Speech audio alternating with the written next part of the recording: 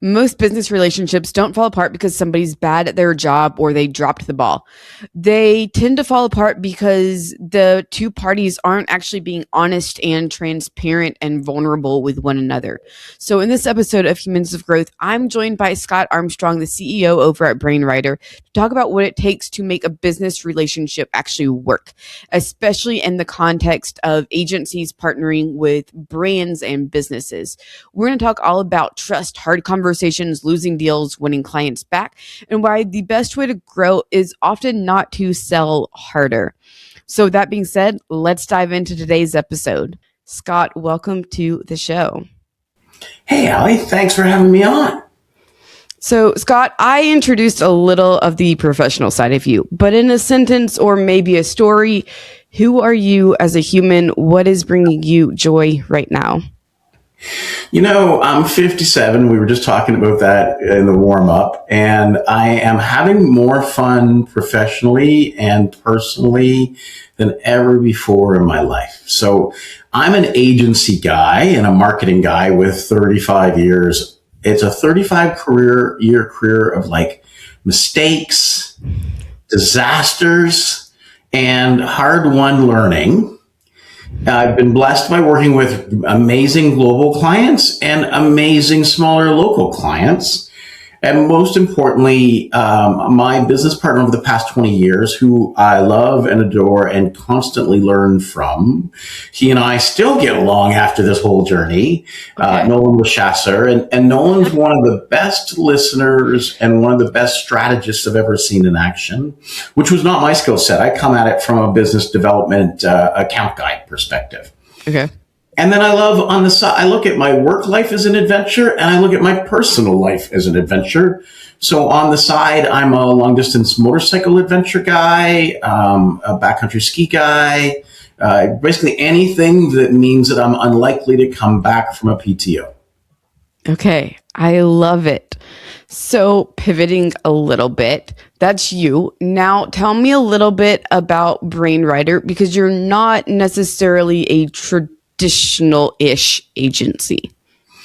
Yeah, I don't. You'll hear when we talk more about my thinking on relationships that I don't usually start with us, but I'm happy to answer your question. So, BrainRider's actually been many different agency value propositions over the past 20 years. We started out as this new concept called a knowledge marketing agency, which was really content marketing before anybody knew what that was. We pivoted, but no one wanted to buy it. It was really hard sell. And so we pivoted into pipeline marketing, demand gen marketing, you'd call it today, as a Salesforce partner. And that was pretty good business until the world pivoted again and client needs changed. And we switched to embedding our teams inside clients, working directly with clients as part of their team. So with client emails, access to client IT sets, and that made it faster and made it better. It didn't necessarily make it more efficient from a cost perspective. Okay. So our last pivot, because the marketing business is really in a massive period of change right now, and everybody's on has pressure to do more with less. Today, BrainRider sort of rolls all that up into supporting marketing teams and in-house agencies. So we're an agency for marketing teams. We're an agency for agencies with a global resourcing platform that's managed out of a North American team. So you're working with a US agency, but we're leaning into skill sets from all around the world. So you kind of get good project management, you get good quality assurance, but we're able to do faster, better, cheaper, or faster, better, more efficient is the way that I would look at that, out of that offering. And that's been a pretty fun journey over the past 3-4 years. Okay, I love it. So marketing is often considered to be the black sheep or the redheaded stepchild in every company. Whether you are doing your marketing in-house or you're outsourcing to another agency, over the past 20 years, what have you seen with these sort of relationships that make them feel so transactional compared to collaborative?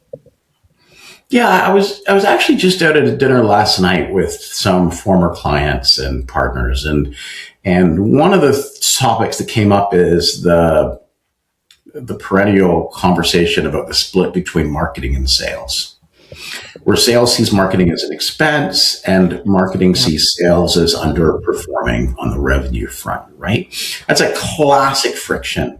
Today, often that friction is not quite so simplistic. There's a lot of pressures on businesses that are going on. But the truth is, marketing in a well-functioning marketing-led organization, or in an organization that needs marketing to succeed, is a big budget line item. And so there's always questioning about where that budget is going, how it's being spent, how it's being resourced. And what I've learned over this 30-year career of mistakes and disasters is that I used to be an asshole.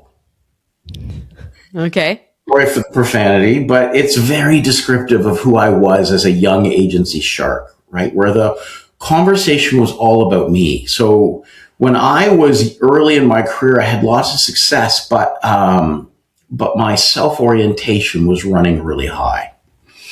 And what I know in today's business world is partnership and collaboration and reducing friction and increasing strategic value are all sort of key to what's happening.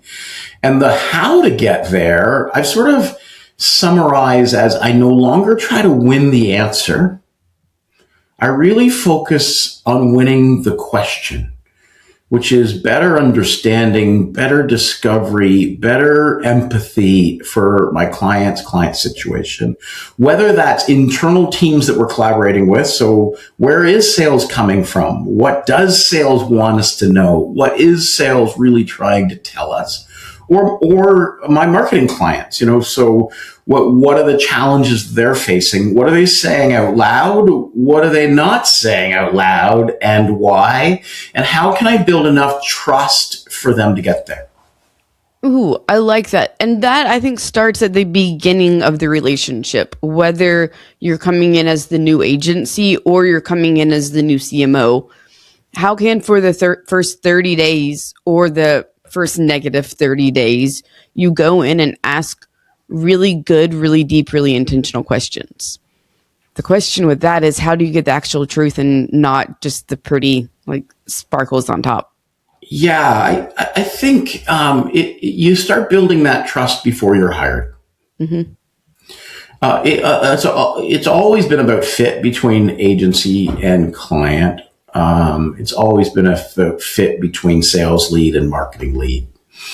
And so the investing in making sure that it is the right fit and saying it out loud when it's not the right fit, right? This is why our value proposition has pivoted over the years, because suddenly we were no longer the right fit for what clients really needed. And if you're selling something that a client doesn't really need, or your internal partner doesn't really need, then you're eroding trust right from the start on that. And then it's about understanding and having a better comprehension of the conversation you're really in. I love coming into a meeting and saying, okay, I know the agenda is for today's meeting, but what do we really need to talk about? Is there anything else we want to discuss before we get into the agenda? That unlocks a broader conversation. Now, there's a business thinker named Charles Duhigg who wrote a book called Super Communicators, which I love. And he sort of breaks conversations down into three different types. You got a practical conversation. What are we doing? What's our objective? How are we going to get there? What's the timeline? What's the budget? There's emotional conversations. How are we feeling? How are we feeling about all of that? Emotions they're very smart emotions. They tell you a lot. And clients are humans. They have emotions too. And so you kind of want to help them ease into that conversation. And then the third conversation he identifies, which is the one that I love most now that I'm a gray-haired agency person, is he calls them identity conversations. And for me, they're really about career and team conversations with your client. How is your team doing? How are you doing in the business? How is your career doing? Are you generating enough value in this marketplace of talent that is constantly shifting to get to your own personal objectives? And so understanding the conversation you're in and matching the conversation that you're in or the conversation your partner wants to have is, I think, the fastest way to build trust. There's all sorts of great ways to do discovery. And I could talk about hours on that and how to ask questions and how to understand and frame up problems and how to co-create solutions with your clients. So that, all of that builds trust really well. But the starting point is understanding the conversation you're in. Ooh, that's good. With that, I saw the question and then it disappeared. Well, here, let me jump in because I got a story that just popped into my mind. You got a story for me? Good. I love it. So, one of the biggest lessons in my career happened with this amazing client that I used to work with named Leslie Perkins over at AT&T. And she had actually moved over from our agency to the client. Okay. And she was running the client's agency operations, essentially, advertising operations. And we had a meeting that we prepared for with RIP, which in old agency days was sort of you ripped off video from other sources, including the client's old commercials, to create a really powerful emotional video. And so the RIP stands for ripping off the work and creating emotion in the room. And then we had planned for the year. We had media planned for the year. There was 360 communication. It must have been a 75-page deck that I wanted to present. Okay. And it was all getting ready for the next fiscal year. And so Leslie came into the room a bit late. She was a bit flustered. And so I said, it's okay. We've got this amazing RIP. And then I turned off the lights. We rolled the video almost immediately. It was like 3.5 minutes. It almost would make you cry. We were so damn proud of that video. And we turned on the lights and she didn't look comfortable, to be honest. So I did what I did in those days, and I flipped right to the first page of the deck, and I said, this is what we're going to take you through today. And on the third page of the deck, she said, okay, but I really like to see the budget. And I said, oh, yeah, we'll get to the budget, but I want you to see the big idea. I want you to see the communications plan. I want you to see the media plan. So I asked the creative team to showcase the big ideas that they had based on the RIP. And when they finished that, she said, I really need to see the budget. And I said, got it. And I know that when a client goes to see the budget, the spend's going to get smaller. So I want to sell in the idea before we get talking about money. Because my goal was to maximize agency fees. We were it was 15% at that point of a client advertising spend was our fee. So the bigger the campaign I could sell in, the bigger the agency fee. That was what I thought my objective was. You already know where this is going, right? It's a terrible objective. And so then the media team started to present the media, and Leslie stood up and said, I really need to see the budget. Send it to me. And she walked out the room. We didn't even get through the whole presentation. We never got to the budget. And I was in shock. So I sent it to her. She sent it back with a 50% cut on the budget and a 60% cut on fees. So she actually took our 15% percentage down. And what I didn't know, because I was in the wrong conversation, is literally half an hour before the call, her CEO called her and said, we need to restructure for next year. Mm-hmm. We're cutting budgets. I need you to work with the agency to give me, to reduce the media spend, to reduce agency fees, and still give me a great campaign. And she was still in shock. She couldn't even process that when she walked in the room. And she was stuck with me in a suit, selling my hardest campaign that she didn't need. Because I was like 100% in the wrong conversation at the wrong moment with her, right? It was just, and that not only didn't sell through the work, it was really a huge lesson on how I was breaking trust with her by not being an ally for her, by not being in the right conversation at the right time. Right. And I think as marketers, we are trained both from like a the standpoint of this is what you do in marketing, as well as like a human psychology perspective of you sell on the emotion, on the idea, the numbers are at the end. Like you look at every sales formula in the world, it's you get them hooked around whatever you're selling, and then the price point comes at the end. Like you get the emotion, and then you justify with logic. And I think it's so hard when you go into, because I've been in those conversations where it's like the only thing that matters is the numbers, and can end up being messy conversations. So how do you navigate when you have this is the plan, but you can see that they just want to jump straight to numbers first? Yeah, well, what I do today is I jump to wherever the client wants me to go. Okay. You need a lot of confidence that you're not selling. You need a lot of client confidence that you're trying to add value and help clients solve the problem that they're looking at. So if you don't know what the problem is, you can't frame it up, you're not in a real conversation with them about it. You really can't deliver anything, and then ultimately you're going to erode trust, and you're going to lose the assignment or lose budget, or it's going to shrink, or all of those pieces. Our best wins at BrainRider have come from losing pitches. Okay. Tell me more about that.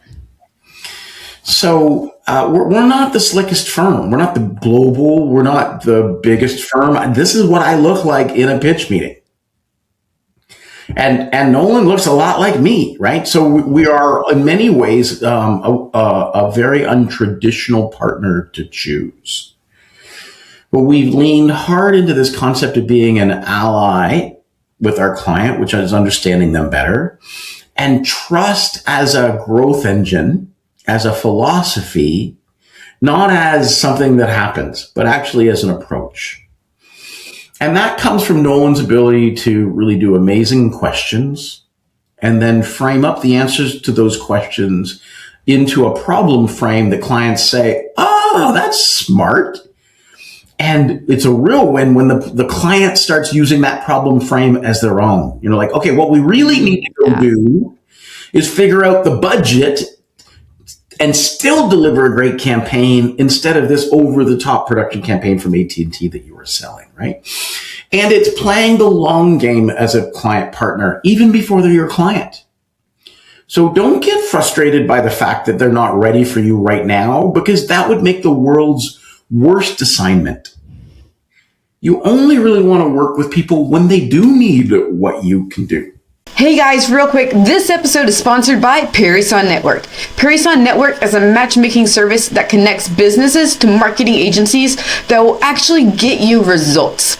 There's over 50,000 agencies in the United States alone, and picking the right one can feel, well, pretty impossible. Parison Network simplifies the entire process by doing all of the vetting for you. From the initial agency search to interviewing and vetting the top marketing agencies to getting proposals and helping you with the discovery call, Parison Network does it all. This way, you end up partnering with a marketing agency that actually delivers outcomes, not empty promises. If you're ready to stop wasting money on marketing that just doesn't work, visit ParisonNetwork.com and get your free agency search started today. That's ParisonNetwork.com, PERISSON network.com. You get time for another story? We always have time for stories.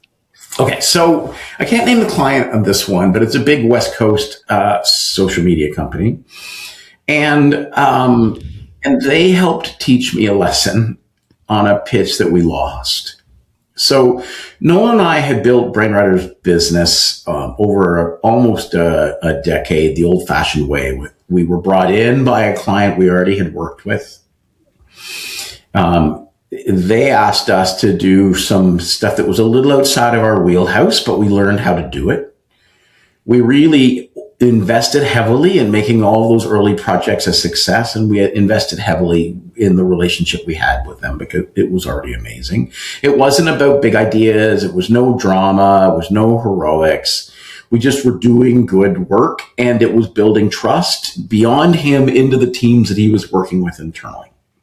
And in those days, so that would have been 2010, 2015 and beyond, right? San Francisco was this crazy place that was moving so fast with unlimited budgets and everybody had an idea and you just needed to make things happen. And so there were a lot of big egos at play, and we played the partner that was the better listener, not the bigger ego in the room. And so the business grew until it was so big, it flagged spending with procurement, who said, wow, this spend is so big, we need to do a formal RFP for the work.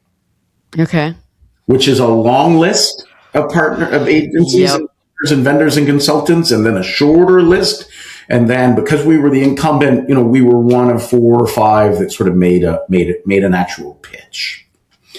And we were up against global firms that could promise like amazing resources and technology and all of those pieces. And we worked real hard. We thought we were smart. I think we just did an okay job in the room with the pitch because we were so nervous. Losing that pitch to bankrupt us, right? We weren't a big agency that this amount of money wasn't going to be swallowed easily. We had people who depended on us, who were working with us. We had budgets to meet. We had tax burdens. We had the investment that we made. Like, it was so stressful. And we lost, right? They said, look, we love you. You've been a great partner. But as this RFP has unfolded, we've discovered our needs, and really our needs are global. You just promised you were going to do global, but you're not yet global. And we've awarded it to a firm that has the capabilities that match where the RFP evolved to. So for a day. So actually, once we sobered up, then for the next day, we did what everybody does. We said, well, procurement were jerks. The process was stupid. And they made the wrong call. And we were so immature in that reaction, but it's so human. It's so natural, right? The loss totally really hurt, and the loss was really scary. But once the hangover wore off, our ally culture kicked back in. And we realized that we were actually really grateful for everything we had learned on the assignment. Nolan had spent 5 years living on the West Coast, networking. We had clients that had worked with this client are now new clients. Like, we were growing our business in new ways. We had new capabilities, and we had new understanding of this great market. And we had built something with clients that we really liked working with and really respected. And so we made the decision that even though we lost the pitch, we would be best partner, and we would try to help them with the transition to their new vendor however they could. So we wrote them a note, said, we like working with you. These are all the things we learned working with you. And in honor of that, we're going to help transition. And they said, great, because we're not ready to go. This new vendor's not ready to go yet anyway. So we're going to extend your scope for a quarter. And we said, no. Okay. And then we said, during that quarter, we said, you know what we could do? We'd be happy, because we're worried about our own people. We know you like them. We'd be happy to transfer whatever people you like from our team over to the new vendor. So you have a seamless sort of onboarding and experience with them. But our people didn't fit the economic model that the new vendor had sold in. So our people were too expensive to be hired by the new vendor. Mm-hmm. So the client said, that would be amazing. And then they're like, where did all your people go? And I'm like, well, actually, they couldn't afford any of our people. They're doing a lot of that work through lower cost ways. And the client was like, oh, okay. Well, look, they're still struggling to get all of this spun up, and we're still struggling getting all the work we need done. Do you mind extending your scope through the end of the year? And ultimately, we ended up losing that pitch and growing the amount of business that we did. The other vendors still had lots of work. The work shifted around. It's about right fit, right? But it's also about understanding the question that was in that pitch. The question that was in the RFP wasn't, could you be a low-cost global provider? It's, could you make the work easier for us? Because we've got so much work and need, we just can't get it all done. We don't have time to spin things up. That was such a big lesson, that we could lose the pitch and still keep and win the business by being the best partner. That's good. And I think as marketers, it's easy to think our job is to sell people an idea, Which to some degree it is, but it's like more, how do I listen, get down to the root problem, and then create a solution for that root problem? Like we're investigators to some degree, and then we go be problem solvers. 100%. I don't ever try to sell the idea anymore. Well, that's not totally true because I still have a little bit of apple in me, but no one kicks it out of me. You know, he said we're here to try to help understand and solve. And if you're selling an idea, it's because the client doesn't yet understand it or doesn't fully need it, or it's not a total fit for the question that they're trying to get you to hear. Right. 100%. And that's like when I do marketing, selling into like agencies, it's like everything is custom to what you actually need. And I think when we get out of the idea of like the brand, the business needs to choose one of these packages. If we're doing, these are the packages we're not willing to flex at all, it's like you're not listening to the potential client.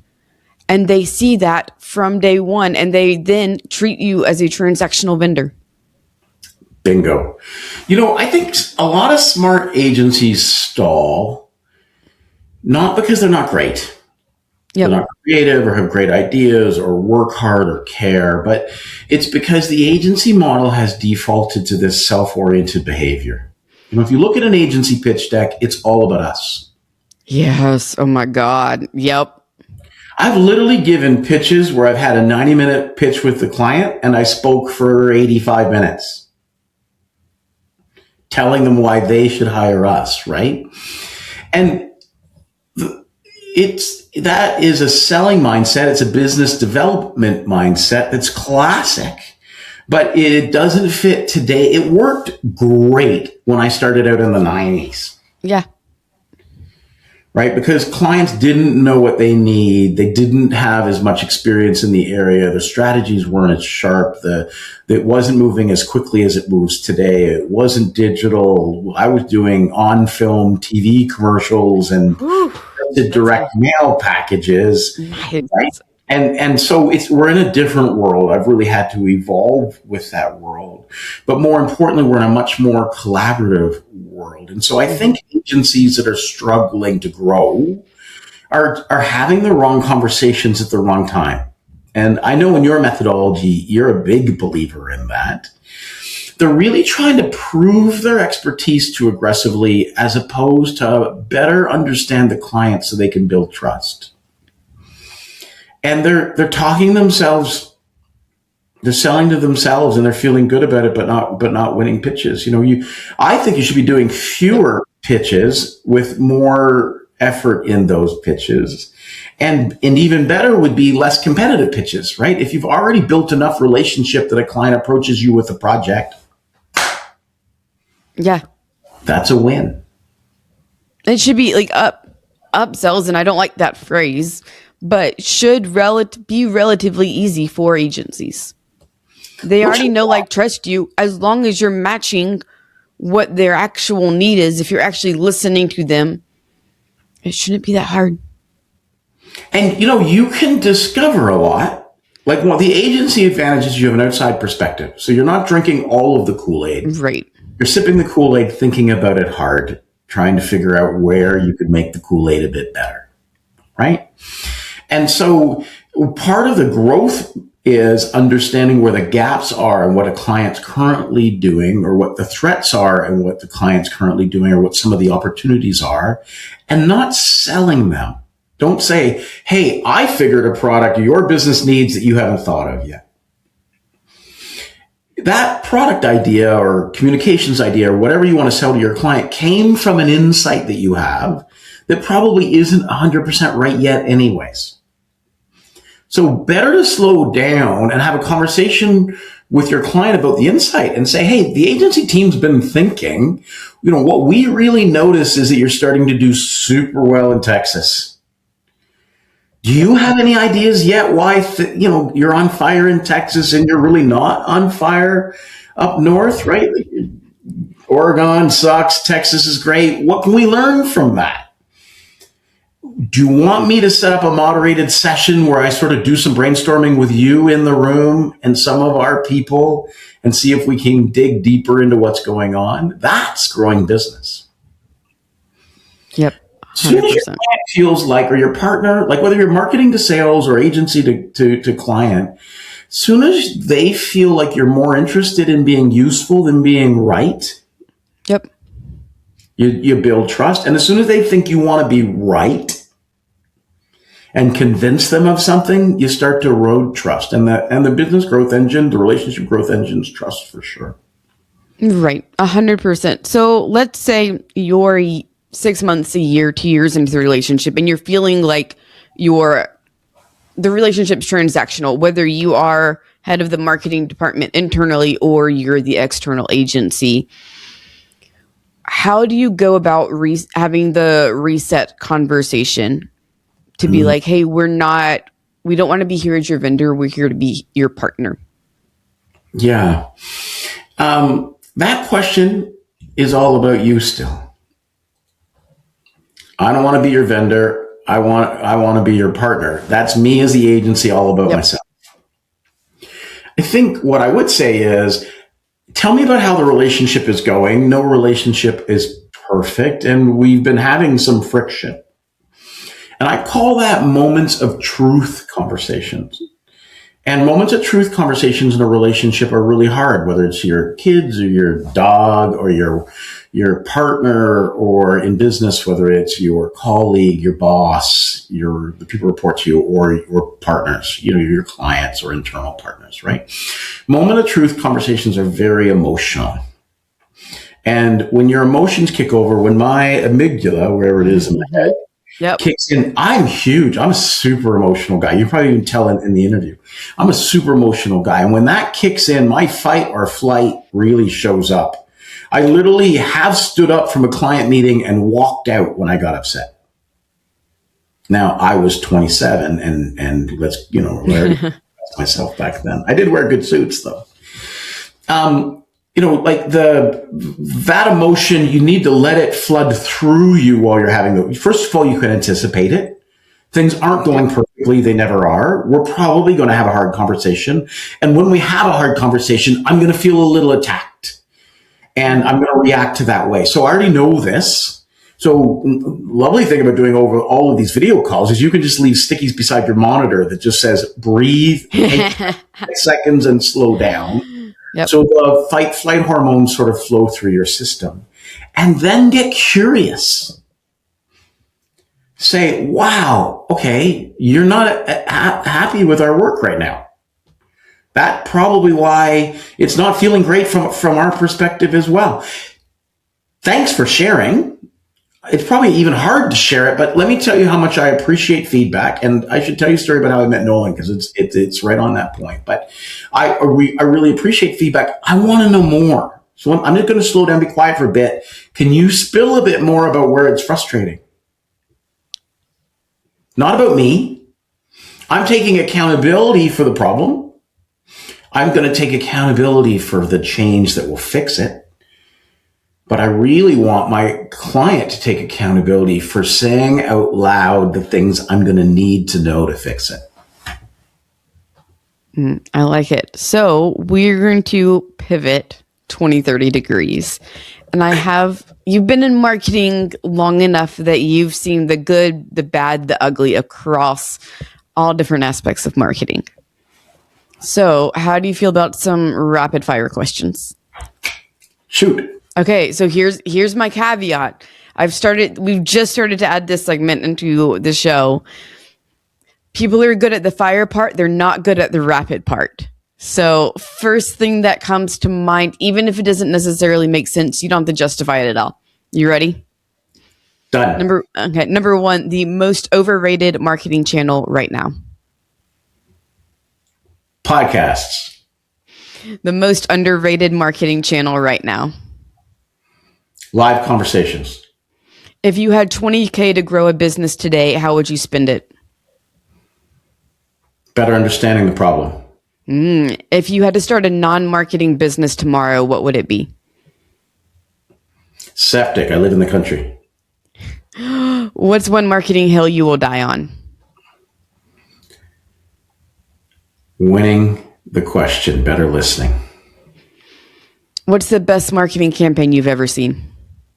Oh, I refuse to answer that question rapid fire. There's so many, but Okay. I saw one. I'm a judge for the ANA, and I saw one last year for Ally Bank that made me cry.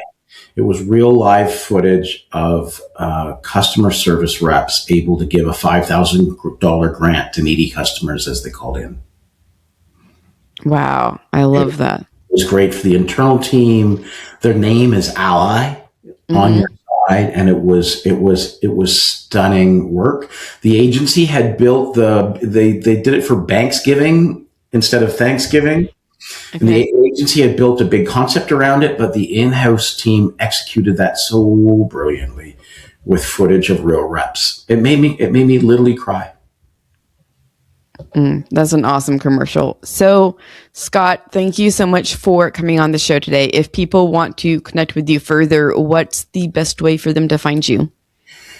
Well, even before saying that, they find me on LinkedIn. They can find me Scott at BrainRider.com. Those are great places to find me. They can find me at lots of events. I love doing speaking and moderating and panels. But I think before you find me, if you take one learning from all of my career mistakes so far in building BrainRider, and I've come back to it a couple of times, right? It isn't about being right. It isn't about being the smartest in the room. It's really about being the best ally for the people that you're working with by trying your hardest to sort of win the question, understand better. I love that.